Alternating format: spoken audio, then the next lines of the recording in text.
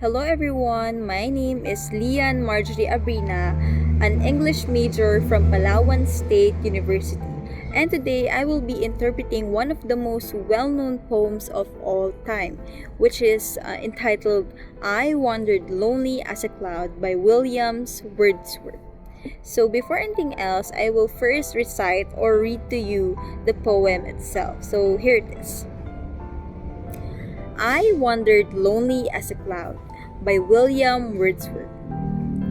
I wandered lonely as a cloud that floats on high over vales and hills, when all at once I saw a crowd, a host of golden daffodils, beside the lake, beneath the trees, fluttering and dancing in the breeze, continuous as the stars that shine and twinkle on the Milky Way.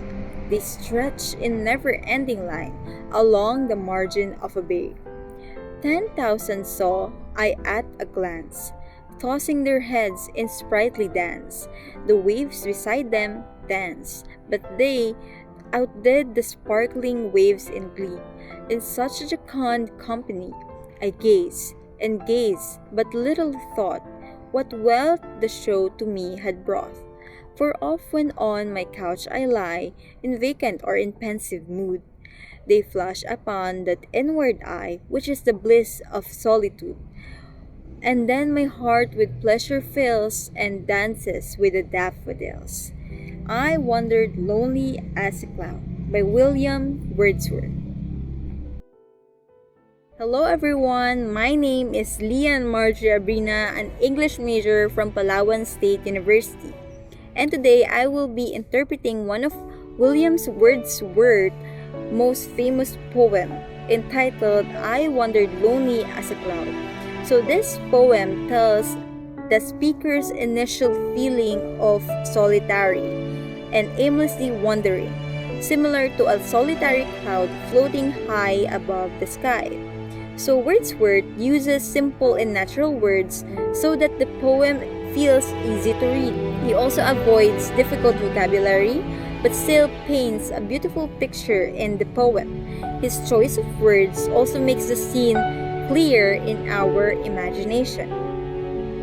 So the theme of this poem is that nature has the power to heal our emotions. So at first, the poet feels lonely and wandering with no direction, like a cloud in the sky. But when he sees daffodils, his sadness turned into joy. The message is that even ordinary moments in nature can bring us peace, happiness, and comfort, especially when we remember them later. This poem is full of symbols that make it deeper. So the first one is that the cloud, it represents being alone, drifting without no purpose. So the second one is the daffodils. It stands for joy, beauty, and the happiness that nature gives. The third one is the stars. It symbolizes something endless, showing that the daffodils felt countless and eternal. And the last one is the dance of the flowers. It means liveliness, harmony, and the cheerful spirit of nature. So these symbols helps us that the nature doesn't just exist. It can actually talk to our feelings and lift our spirits. So for the clarity, this poem is really actually easy to follow. The first part of the poem is that the poet feels lonely and empty. Then he suddenly sees the daffodil, and this made him happy because the daffodil symbolizes bright and full of life.